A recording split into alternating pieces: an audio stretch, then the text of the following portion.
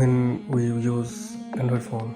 Sometimes our application we use lot of application, and after some days phone memory storage showing that phone memory storage is full, but there is nothing on our phone memory card and all the file are hidden.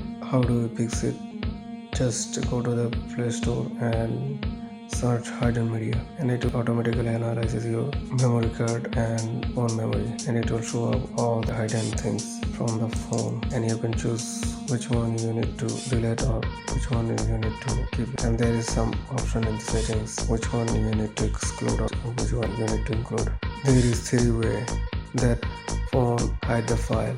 One is the dot no media, and one is full stop or dot. This some option that how the system hide in the folder and files.